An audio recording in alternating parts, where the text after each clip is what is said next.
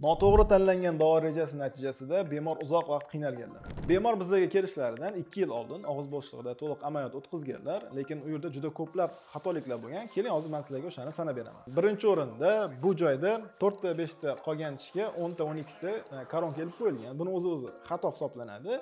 Yana qo'yilgan taqdirda ham germetik qoplamagan, ya'ni 100% aniqlik bilan qo'yilmagan hisobiga ichiga ovqat, suyuqlik kirishi hisobiga tishlarda ikkilamchi karies, ya'ni chirish jarayoni yuzaga kelgan. Ikkinchi o'rinda bu joyda o'zi koronka qo'yishidan oldin har bitta tish yaxshilab davolanishi kerak. Agar karieslar bo'ladigan bo'lsa, ular plomba qilinishi kerak.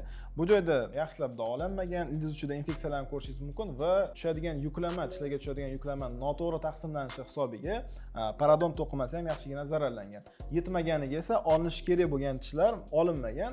Bu esa og'iz bo'shlig'ida har doimgi infeksiya o'chog'i bo'lib xizmat qiladi. Keyingi o'rinda noto'g'ri konstruksiya tanlangan, ya'ni qo'yilishi kerak bo'lmagan joyda metallokeramika qo'yilgan.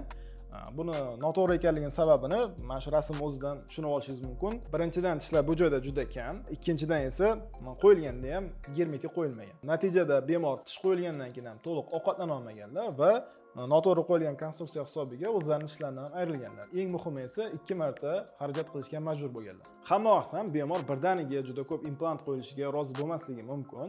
Lekin bu degani bemor so'zi bilan davo rejasini tuzish kerak degani emas. Bemorga bu qulayligi, sog'lig'i uchun esa juda muhimligini tushuntirib bera olish kerak. Ko'pchilik holatlarda bemorlar buni tushunadi va to'g'ri qabul qiladi, xuddi hozirgi bemorimiz kabi. Ana endi biz qilgan ishlarga to'xtaladigan bo'lsak, birinchi navbatda noto'g'ri qo'yilgan konstruksiya olib tashlandi va xirurg implantolog tarafidan pastki jag'iga 6 ta, tepa jag'iga 6 ta implant o'rnatildi. Natijada mana shu holatga erishildi. Birgina insonning tishi insonning yoshiga va ruhiy holatiga qanchalar ta'sir qilishini mana shu rasmda ham ko'rishingiz mumkin bo'ladi. Bemor juda ham xursand va har doim duolarni eslashlarini aytadilar. Xarajatdan qochish, davolanishni kechga surish yoki bo'lmasam chuqur diagnostikasiz boshqa yechim qidirish ko'pgina holatlarda bemor zarariga ishlaydi. Siz ham o'z ishingizga to'g'ri tashxis orqali professional yechim olishni xohlasangiz, bizga murojaat qiling. Tabassumingizni san'at asariga aylantiramiz.